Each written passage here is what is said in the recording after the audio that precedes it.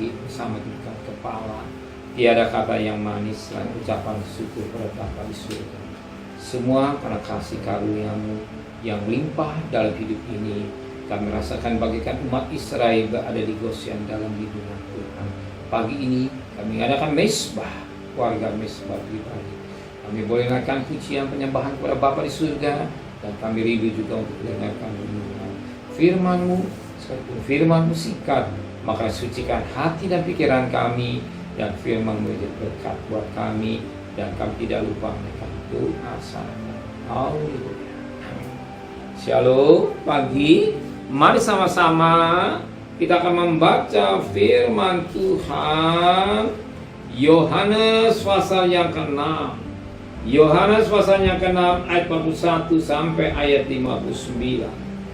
Yohanes pasal 6 ayat 51 sampai 59. Maka bersungguh-sungguhlah orang Yahudi tentang dia, karena ia telah mengatakan, aku roti yang telah turun dari surga. Kata mereka, bukankah ia ini Yesus, anak Yusuf, yang ibu bapaknya kita kenal? Bagaimana ia dapat berkata, aku telah turun dari surga? Jawab Yesus mereka, jangan kamu bersungut-sungut. Tidak ada seorang pun yang dapat datang kepadaku jika ia tidak ditarik oleh Bapa yang mengutus aku, dan dia akan kubangkitkan pada akhir zaman.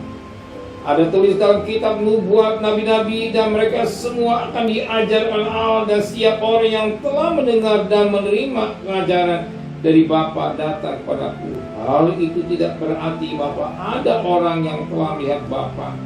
Hanya dia yang datang dari Allah, dialah yang telah melihat Bapa.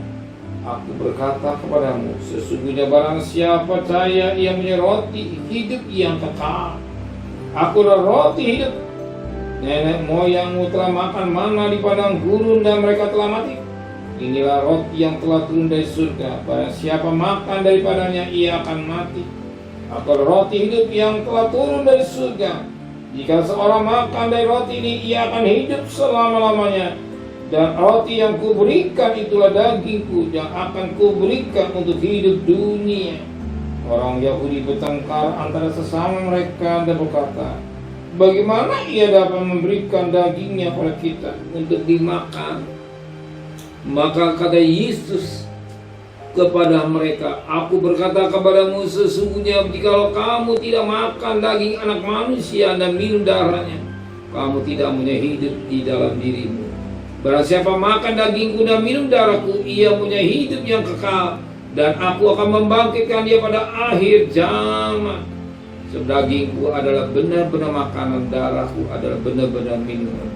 Barang siapa makan dagingku dan minum darahku, ia tinggal dalam aku dan aku di dalam dia. Sama seperti Bapa yang hidup mengutus aku dan aku hidup oleh Bapa. Demikian juga barang siapa yang memakan roh aku akan hidup oleh aku. Ini roti yang telah turun dari surga, bukan roti seperti yang dimakan nenek moyangmu dan mereka telah mati. Barang siapa makan roti ini, ia akan hidup selama-lamanya. Semua dikatakan Yesus di Kapernaum ketika Yesus mengajar di rumah ibadah.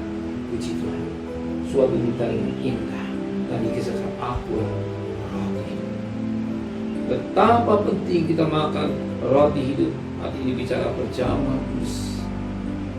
Roti ini tubuh, jadi pecah-pecahkan roti.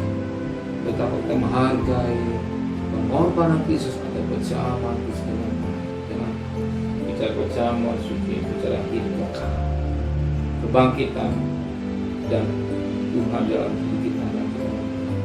Sebagaimana Alkitab mengatakan pada ayat yang ke-54 dan ayat 56.